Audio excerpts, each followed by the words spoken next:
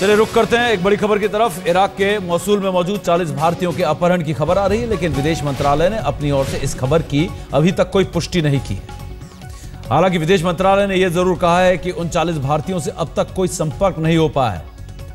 उनके संपर्क की लगातार कोशिश की जा रही है, लेकिन अब तक इसमें सफलता हाथ नहीं लगी है। इराक के हालात पर भारत सरकार की नजर लगातार बनी हुई है और बगदाद में मौजूद भारतीयों की सुरक्षा के मद्देनजर यहां से भारतीय राजनयिक सुरेश रेड्डी को भेजा जा रहा है।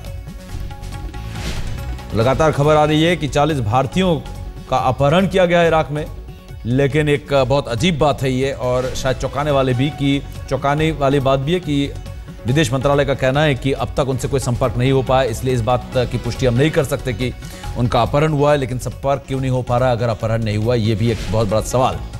तो क्या वहां पर जो विद्रोही हैं, जो सरकार पलटने के फिराक में है, उन्होंने वहां के सारे संपर्क और टेलीकम्युनिकेशन को ठप कर दिया है? विदेश मंत्रालय के प्रवक्ता का क्या कहना है, सबसे पहले आपको वो सुनाते हैं। हिंसाग्रस्त इराक में फिलहाल वैसे तो खबर ये आ रही है कि हजारों भारतीय नागरिक फंसे हुए हैं, लेकिन उनमें से 40 भारतीय कामगारों को जो है वो अगवा कर लिया गया है। हालांकि अभी तक किसी गुट ने इसकी जिम्मेदारी नहीं ली है और ना ही कोई मांग रखी है। इराक के मौसूल इलाके की ये बात है और इसमें मौजूद 40 भारतीयों की अपहरण की खबर आ रही है, लेकिन एमईए यानी कि विदेश मंत्रालय, मिनिस्ट्री फॉर एक्सटर्नल अफेयर्स ने अभी तक इस खबर की कोई पुष्टि नहीं की है, क्योंकि उनका कहना है कि किसी से संपर्क नहीं हो पा रहा है।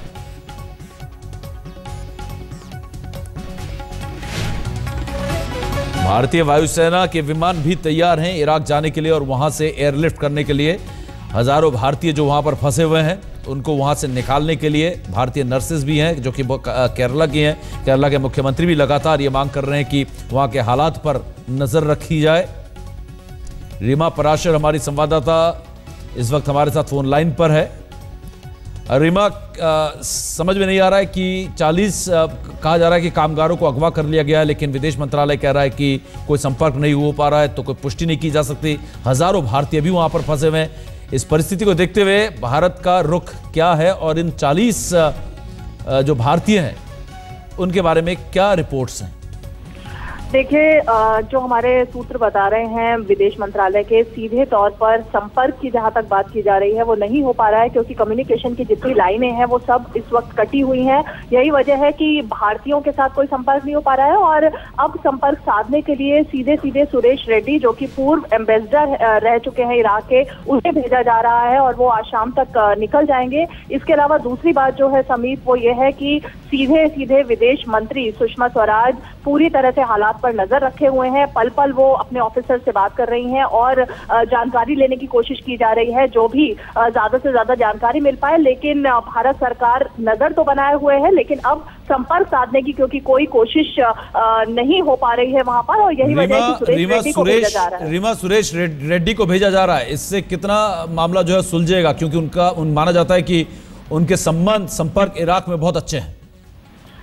जी देखिए, यही वजह रही है कि सुरेश रेड्डी को चुना गया है भारत की तरफ से भेजने को लेकर, क्योंकि उस इलाके का ना सिर्फ उन्हें पूरा ज्ञान है, बल्कि वहां पर संपर्क किस तरह से बिठाया जाए ये सभी उन्हें बातचीत पता है, और यही वजह है कि उन्हें आज शाम को निकाला जा रहा है। लेकिन जाहिर तौर पर सरकार का यही कहना है कि कोई अटैक इंडियंस पर किया जा रहा है। शुक्रिया रीमा, हम लौटेंगे आपके पास, ये खबर जैसे जैसे आगे बढ़ेगी। हालांकि इराक में भारत के पूर्व राजदूत सुरेश रेड्डी को समझौते के लिए इराक भेजा जा रहा है और भारतीय वायुसेना पूरी तरीके से तैयार है इराक में फंसे हजारों हिंदुस्तानियों को वहां से सुरक्षित निकालने के लिए।